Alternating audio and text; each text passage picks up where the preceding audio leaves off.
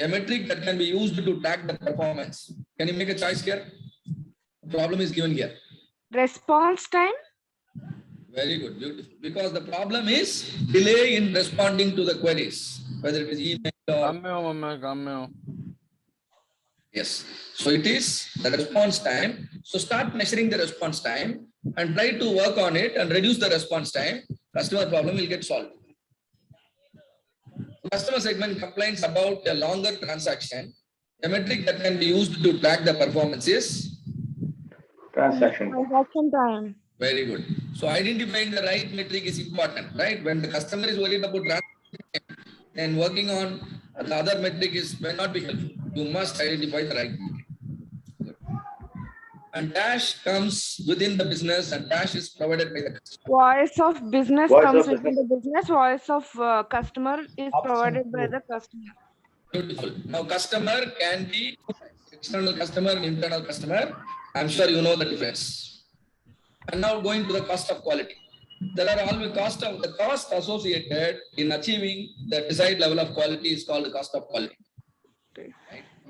There are two things: cost of good quality and cost of poor quality. What is cost of good quality? Prevention cost and appraisal cost.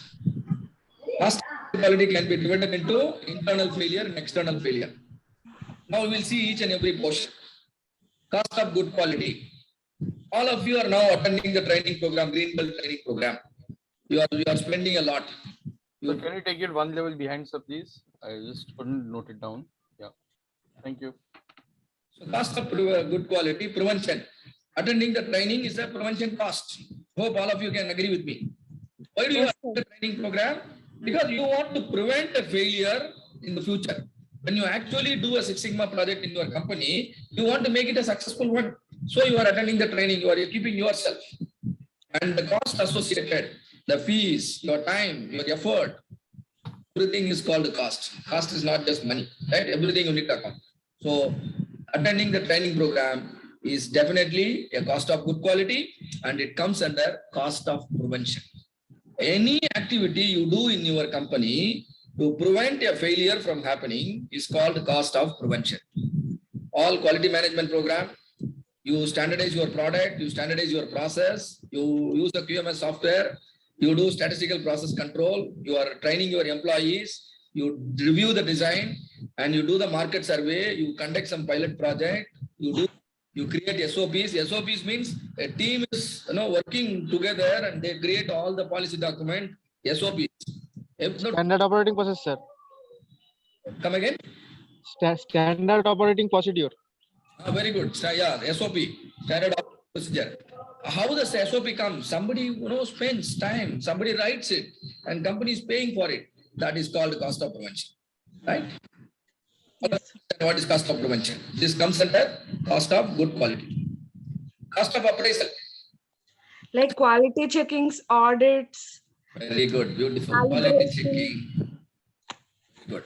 Quality checking, audit, and then you calibrate the equipment, you do, some verification, and all these things are called appraisal. For example, we are going to give you some mock exam. Because why? Because we don't want to see you failing in the final exam. We are going to give you mock exam. 4 mock exam questions will be shared with you. And that is an appraisal. Right? That is an appraisal. There is a cost associated. Then,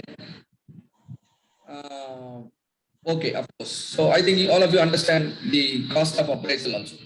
The quality checking and the equipment inspection and the audits you do, 5S audit, and all of them are even calibration of the equipment, all of them are appraisal cost. But in spite of your best efforts to prevent a failure, you did some prevention, you have some appraisals going on. In spite of that, failure happens. And the cost associated with every failure is called cost of poor quality. And failure can be internal and failure can be external. What is internal failure? Your product fails before you dispatch it. You get the point? Your product has failed before you dispatch it. Now the failure is detected internally. That's why it is called internal failure. For example, in the quality check, 10% of the products are rejected. What is that? That is it an internal failure or external failure? Internal failure. Internal. Old and customers are using it, and after using it for 3 days, no product fails. I purchase a television, and after 3 days, the television set is not switching on. Now that External is failure. external failure, right? So the boundary is before dispatch, after dispatch. But you already know the definition of internal customer and external customer. If the failure is felt by internal customer, it's internal failure, little okay. But external failure, your brand name will be spoiled. The scrap and rework cost, productivity loss, material replacement cost, downtime cost, inventory cost, and Premium creating shipment inaccurate cost. reports. Yeah. Longer turnaround time, and all these things are internal failure because customer really don't bother about all these things. Your internal customer and your business leaders will only bother about these things, right? And so these are all internal failure. And external failure. See, recently Ford has recalled, I think in 2020, Ford has recalled 375,000 Explorer SUVs in US and Canada. And product recall is a kind of external failure. You know what is product recall? You sold the product, customers are using, and now you have to recall all 375,000 cars back to your factory and do the correction and send and give it back to the customer. Do you think the customer can pay for this kind of corrections and this kind of repair work? Company has No. so sometimes recall can become very worst. Like in 2015, I believe, Maggie has recalled. Nestle India, they recalled the Maggie. Maggie was having a higher lead content, and then they have to recall the entire product available in the retail outlets, and then they in fact fired it. Near about 30,000 tons of Maggie packets were burnt because these are all product recall, and clearly it's a external failure. So delayed deliveries, when I deliver the item late, do you think your external customer will come to know about it? Do you think your end user will come to know about it? That's an external failure.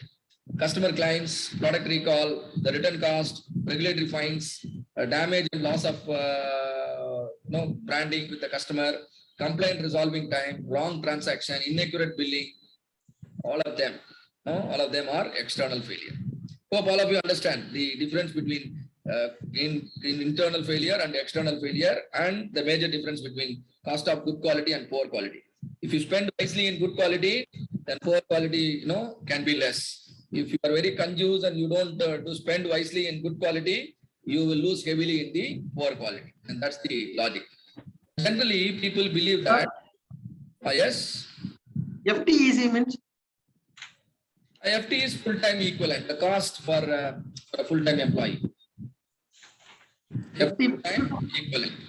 The cost. Voice is breaking, sir. Oh, really? Voice is breaking. Yeah, sometimes it breaks. I will check why it is.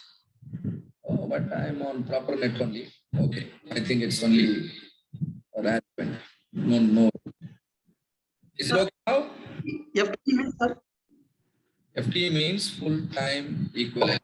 The participant, the voice also was breaking. So please, participant, you can also check yours. Right. So FT means full-time equivalent. The cost the company pays for keeping an employee on a full-time basis. Clear?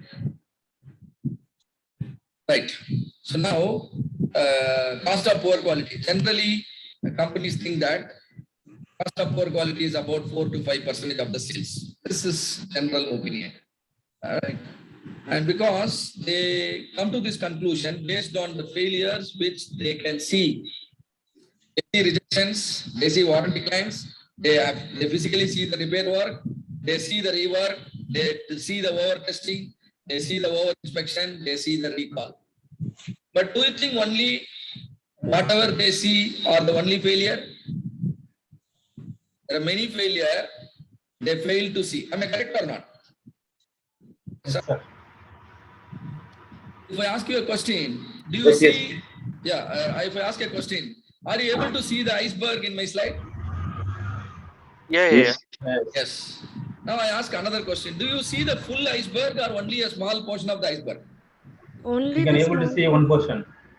You are able to see only a small portion of the iceberg. The same logic is applicable for the cost of poor quality also. This 4 to 5% is only a small portion of the cost of poor quality. According to the level of knowledge people are equipped and what they know about quality and the tools, they have seen all these things. But the major portion of the iceberg is hidden inside the water. What is inside the water we can't see. Similarly, there are a lot of problems every department and every individual, every organization is hiding, right? So if you want to see those problems, you need to uncover many things. And how can you uncover? Only by people and equipping your system and processes properly. That is where visual management and everything is helpful. Here I will make you see the iceberg by uncovering the water. See, I uncover the water. Now tell me which portion of the iceberg is bigger, the visible portion or invisible portion? invisible. Invisible portion. Same is true for the cost of poor quality in your company also. Once you measure the invisible portion of the failure also, you will now be able to understand your company is simply burning 20 to 45% of the sales due to their ineffectiveness and inefficiency in the systems and process. And in order to help you understand some of the invisible portion of the cost of poor quality, I have written something here. You can read out, and then if you have doubt in any of these things, but we will be touching this as we progress, right? Time, longer cycle time, excess inventory, premium shipment, lost OEE, and all these things. Clear? Generally, many companies don't see all these things as a failure. Am I correct or not? Yes. OE means, sir. Overall equipment efficiency. Overall equipment Efficiency. effectiveness. Effectiveness. So everything, not many companies actually see this. Very good. So we will see all those things probably, in 7 ways we will get to understand. Right now, OEE means overall equipment effectiveness, which is calculated based on the availability, based on Performance. and based on the quality. Very good. So all these tools will give you What are the three? more the tools and techniques you learn, you get an additional eye to see the invisible failures. Till then, you may think that what you are doing is currently world class, but actually not. World class will never happen. Always there will be hope for improvement. And now there is a graph